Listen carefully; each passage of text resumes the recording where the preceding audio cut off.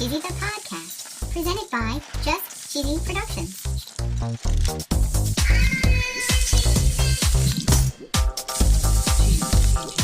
Hi there, I'm your host Fondue.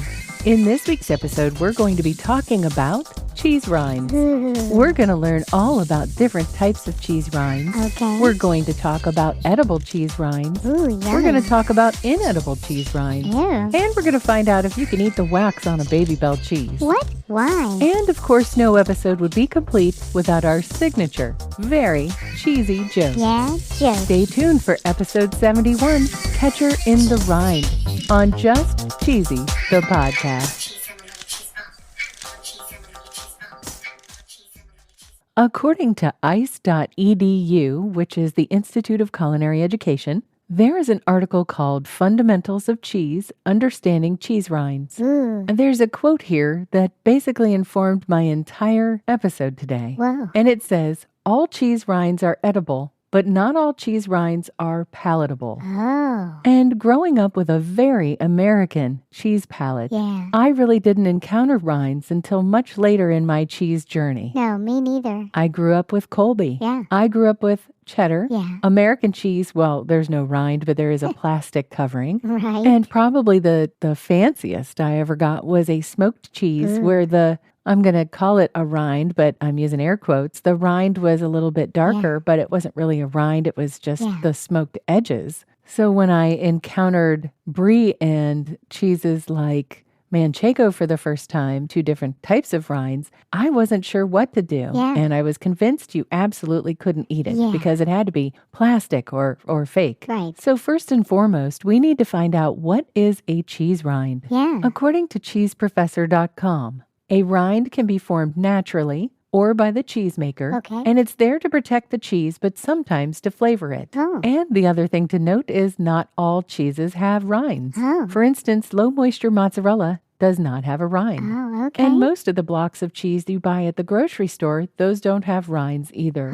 One type of cheese rind is called a bloomy rind. Ew. Cheeses like brie and camembert have bloomy rinds, Okay. which is a soft white mold rind. Ew. It sprouts or blooms in the short time the cheese is aging. Ew. The cheese ager, and I'm sorry if I mispronounced oh, boy. this. Fondue. You know what, Gosh. Cheesy? Let's try something new today. If What? you're so great at pronouncing words, why don't you go ahead? Yeah. Go ahead. You pronounce it today. Okay. Affinure. Sure, that's how you say it. Oh, it is. The affinure pats down the fuzzy sprouts into a layer that becomes the cheese's rind. Oh. And this type of rind is indeed intended to be eaten. Ooh. And they say here it adds texture and a mushroomy flavor to the cheese. Oh. The author states that they go ahead and eat this rind unless it has an intense ammonia smell coming from it, Okay. which means that it would be a little bit overripe. Oh. Next is a washed rind cheese. Ooh. According to cheese.com, washed rind cheeses were originally from northern France, and they were made famous by monks who invented them. Oh. It says here that they tried to develop a meaty flavor Ew. in the cheese because people had to abstain from meat for a long period. Oh, okay. Typically, a washed rind cheese would be washed in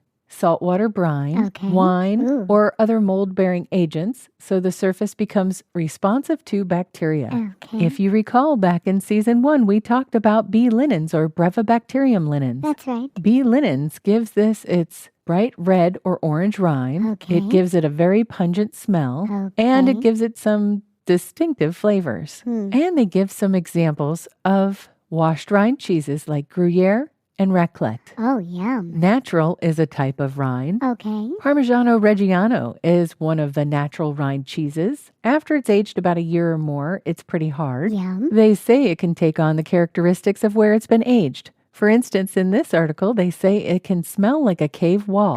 Okay.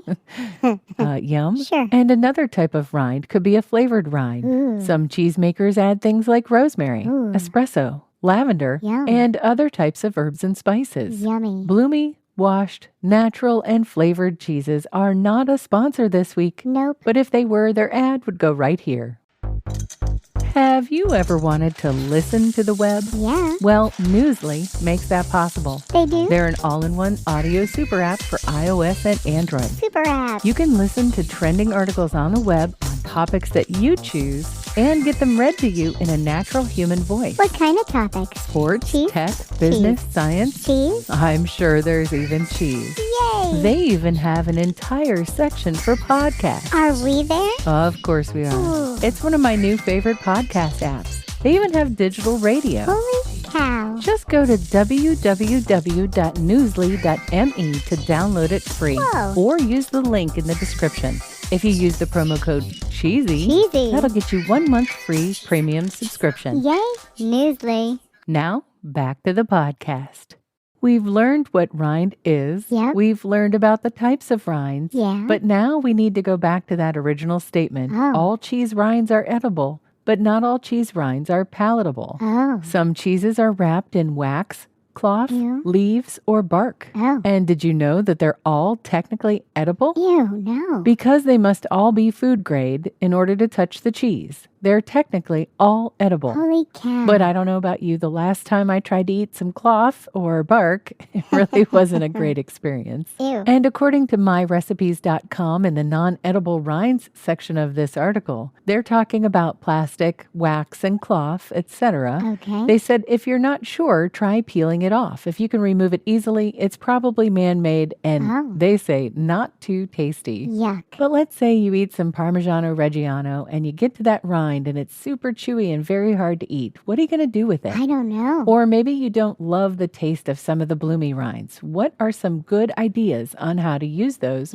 without throwing them away and being wasteful? Yeah. According to La Cucina Italiana.com, Okay. they have an article called How to Recycle Cheese Rinds, Original Ideas. Ooh. One of the most popular cheese rind ideas that I found on the internet was to add cheese rinds to soup in order to flavor them. Ooh. They also recommend putting cheese rinds in pasta. Ooh, yum. Here they say to soften it and leave it soak in milk for a couple of hours and then add pieces to the pasta or beans or pasta, potatoes, or risottos. Yum. Some people put cheese rind in their dough. Oh. Another way to eat it is to fry it. Ooh. They take the Parmesan rinds, cut it into cubes or strips, Ooh, yum. and they fry it in extra virgin olive oil. Ooh. And they say here, if you want to go crazy, coat it in breadcrumbs. Whoa. Other people suggest grilling or baking the cheese. Ooh, yum. And they also say that you could actually microwave the cheese rinds. Okay. That makes the cheese rind extra crunchy. Ooh, yum. I've used cheese rind for soups, but I've never tried any of the others, so this could be pretty interesting. Yeah. And what can you do with that wax, like on Baby Bell cheese? Yeah.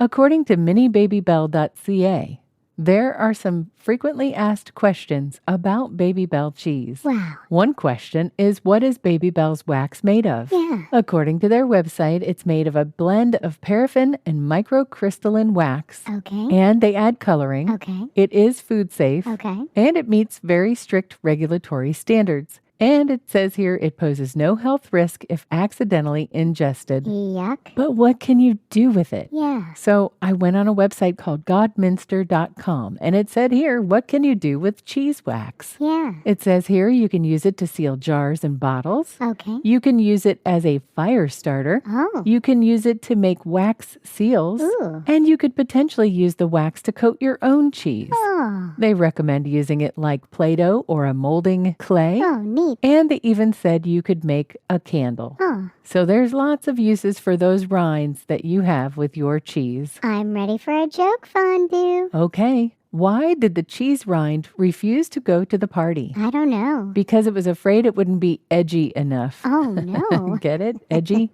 Like the outside Yeah. of the cheese is a rind. Yeah, I get it. Wasn't that good? Okay, I know it wasn't my best, but it was definitely a little bit cheesy.